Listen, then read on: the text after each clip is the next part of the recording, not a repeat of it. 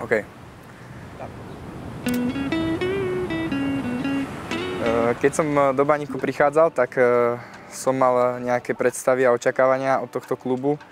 Hlavne od tých fanúšikov, o ktorých je počuť skoro v každom klube. A tieto moje predstavy sa naplnili, dokonca ešte pred Chile, kedy tí fanúšikovia sú nielen fanúšikovia, ale celkovo ten klub vlastne ako fungoval toho pol roka a čo sme s ním dosiahli. A ako nás vlastne celá tá nejaká futbalová verejnosť brala, tak si dovolím tvrdiť, že tie moje predstavy od toho začiatku, odkedy som tu prišiel, ešte pred Chile. A keď mám povedať vlastne, čo som tu zažil, tak určite ako prvé spomienky mi teraz nabehnú vlastne tie pohárové zápasy, hlavne ten doma s Kodaňou, kedy si dovolím tvrdiť, že alebo dovolím si tvrdiť aj za chlapcov v kabíne, že sme všetci zažili zápas alebo zážitok, na ktorý budeme spomínať ešte veľmi, veľmi dlho a budeme si to v sebe niesť ešte nejaký čas. Mne sa tam podarilo skorovať vlastne ten gól, ktorý bol v tejto mojej nejakej futbalovej kariére doposiaľ asi najdôležitejší a nejak pri ňom som cítil určite to najväčšie emočné vypätie. Zrovna nedávno som sa pozeral, mi vybehol nejaký zostrih z toho, takže hovorím, tá atmosféra, pozeral som to ešte s nejakým komentátorom, ktorý to priamo komentoval. Mal som na tribúne vtedy veľa kamarátov, rodičov a známych, takže to bolo pre mňa naozaj silné. Takže môj prvý pôrok v Baníku hodnotím určite pozitívne.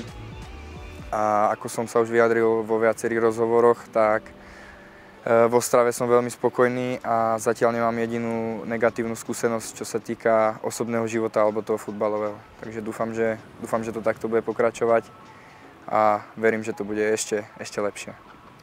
Ja som to tušil celý čas, že prvé kolo proste pojeme na Bohemku. Mne to bolo nejak tak úplne jasné, že prvé kolo, jak som videl, Bohemka. Takže som si zo začiatku nejak to nepripúšťal, hovorím, normálny zápas ako každý iný.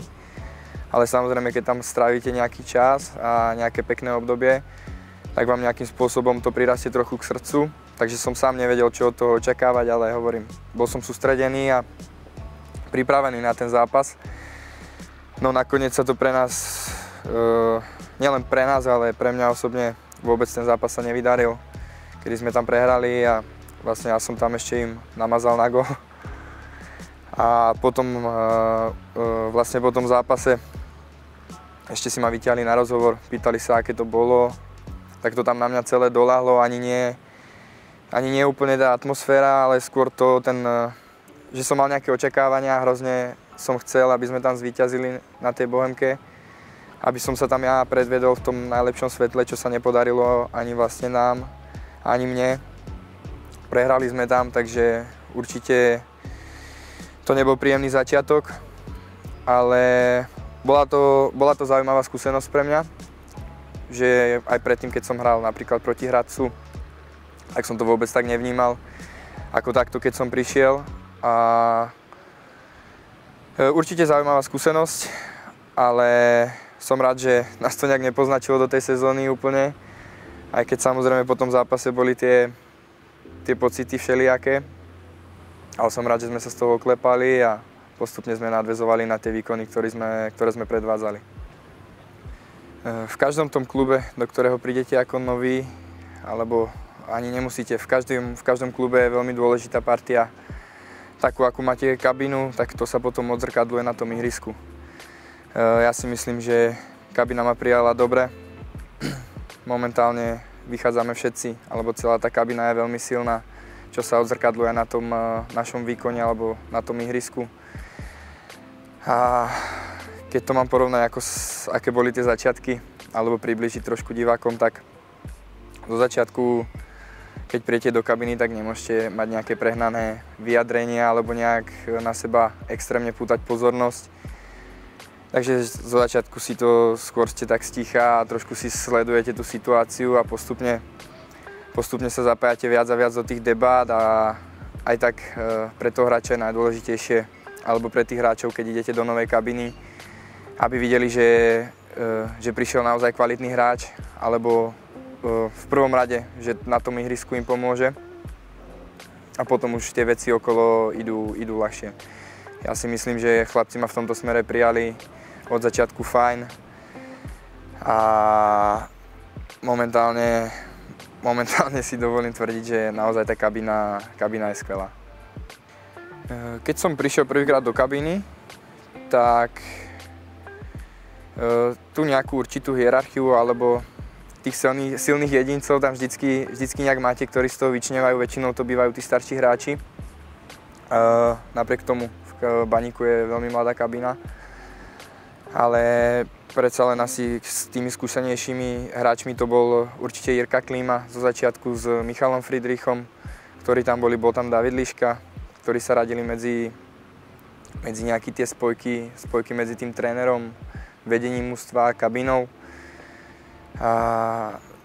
Takže to bolo asi prvé, čo mi tak napadlo a postupom času mňa to vždy viac stiahlo, už od malička, keď som bol pár rokov mladší, tak som vždy nejak si rozumel so staršími, či už to bolo v oblasti súkromného a dievčat, alebo takto vo futbalovom prostredí. Od malička som vyrastal, že som bol v skupinke starších kamarátov, takže to ma asi donútilo možno tak trošku rýchlejšie dospieť v niektorých veciach.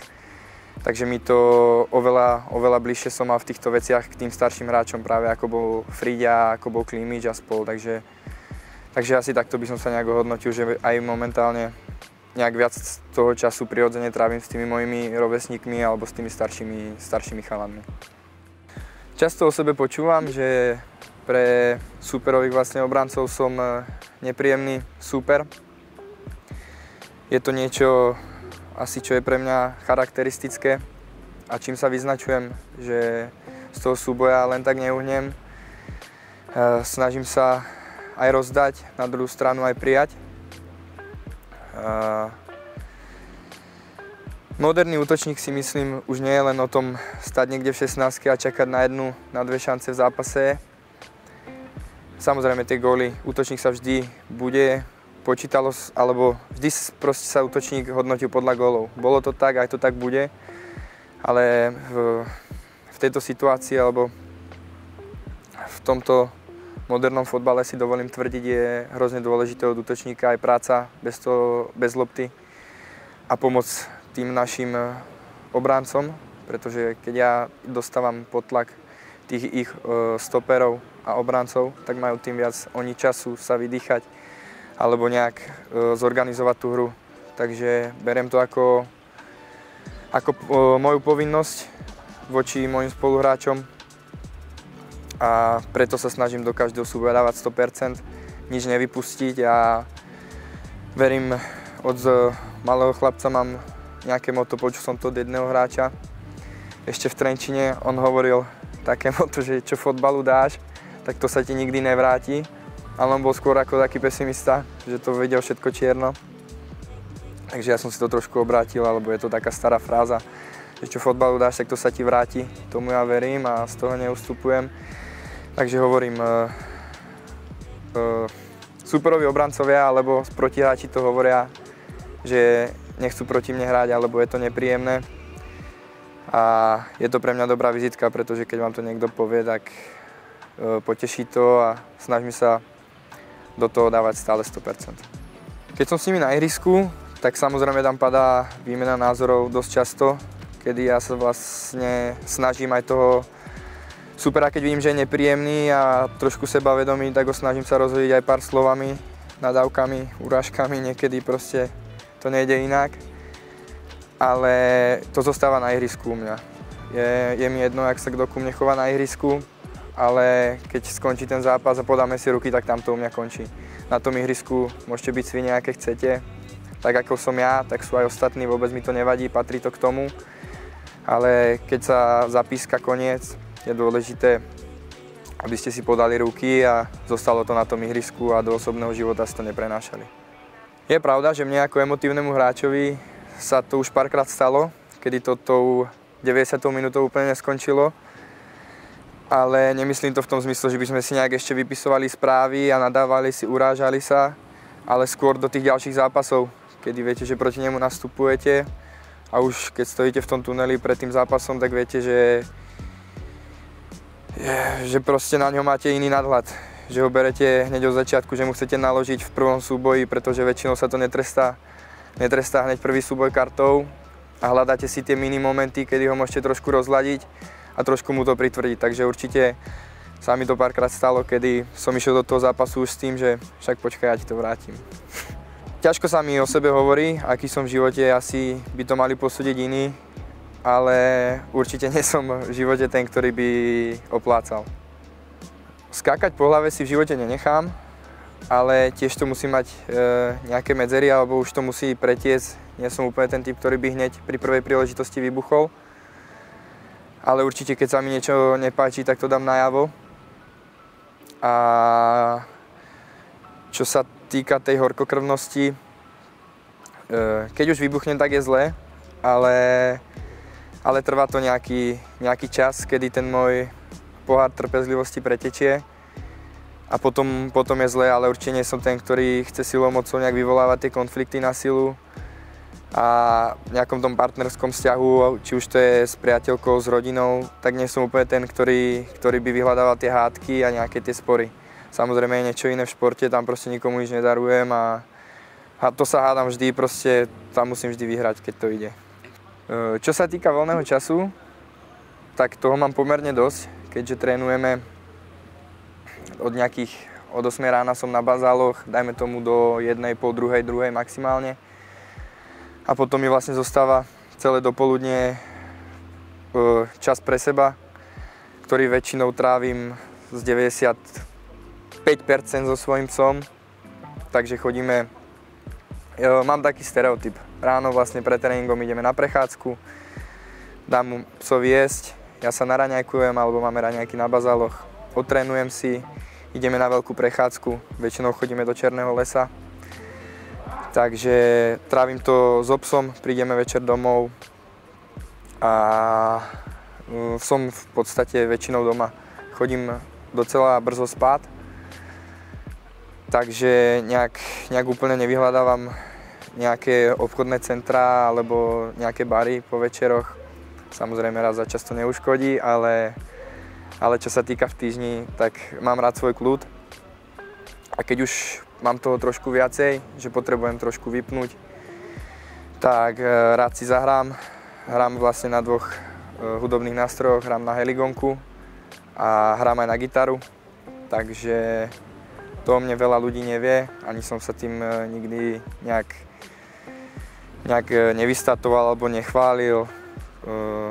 Väčšinou to vznikne tieto situácie tak, že niekde je buď heligonka alebo gitara.